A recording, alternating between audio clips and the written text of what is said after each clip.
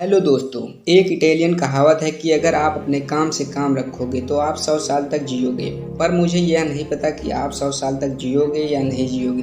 पर मुझे यह ज़रूर पता है कि यह एडवाइस बड़ी पावरफुल है। आपने काम से काम रखो। अगर आपने अपने लाइफ में यह इम्प्रूवमेंट कर लिया तो आप ज़्यादातर सक्सेसफुल होंगे। आप जो दिन भर ओवर थिंकिंग करते रहते हैं वो आपकी कम हो जाएगी और आप अपने काम को ज़्यादातर सीरियस लेना शुरू कर देंगे। मैंने यह सोचना शुरू किया कि भाई मुझे बस अपने काम से काम रखना है। मैं अपनी मेंटल और फिजिकल एनर्जी का इस्तेमाल सही समय पर, सही जगह पर और सही तरीके से कर रहा हूँ। आज हम में से ज़्यादातर लोग दूसरों की चिंता में चिंतित हैं और अपनी चिंता के बगैर। मेरे कहने का मतलब यह है कि ऐसा कई लोग होते हैं जो दूसरों के काम में टांग अड़ाते हैं और सलाह देने की कोशिश करते हैं। ये काम ऐसा नहीं, ऐसा होना चाहिए। उसकी सारी मेंटल एनर्जी को दूसरे के बेकार से कामों में इस्तेमाल कर लेते हैं और जब उन्हें खुद के काम करने की बारी आती है तो उनका खुद का कोई काम होता है तो उनमें जब एनर्जी लगाने की बारी आती है तो वो उनसे नहीं होता और जल्दी ही वो घबराने लगते हैं और चिंतित महसूस करने लगते हैं, डिप्रेशन में हो जाते हैं और अपना काम सही तरीके से नहीं कर पाते हैं।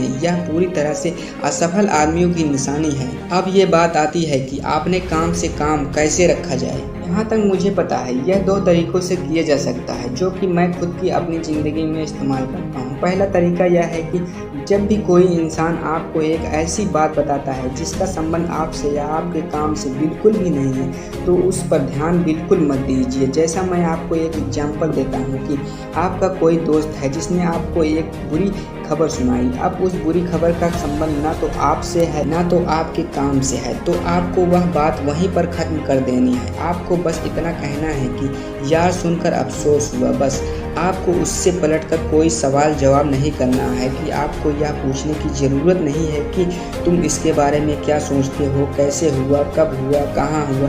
ये बातें आपको नहीं करनी है। आपको वो बात वहीं पर तुरंत ख़त्म कर देनी है। आपको अपनी कोई राय या सुझाव देने की ज़रूरत नहीं है। अब दूसरा तरीका ये है कि किसी दूसरे के मामले में अपनी टांग मत अड़ाना। कहने का मतलब जब तक सलाह मांगी ना जाए तो सलाह देने की कोशिश मत करना। अगर आप किसी भी बिना मांगे सलाह दी और उसने सलाह नहीं मानी तो आपको बुरा लगेगा और उससे सलाह मान भी ली तो द फ्यूचर अगर आपके साथ कुछ भी बुरा होता है तो उस बुरी सिचुएशन के लिए वो आपको ही जिम्मेदार घोषित करेगा। तो इसलिए किसी के भी मामले में अपनी टांग मत अड़ाना, चाहे तो वो आपका बेस्ट फ्रेंड ही क्यों ना हो। आपने काम से काम रखो और अपनी सारी मेंटल या फिजिकल एनर्जी का इस्तेमाल खुद के कामों के लिए बचा कर रखो। अगर आपने वीडियो को पूरा देख लिया है तो वीडियो को लाइक और चैनल को सब्सक्राइब करना मत भूलिएगा। मिलते हैं आपसे नेक्स्ट वीडियो में, तब तक के लिए बाय बाय।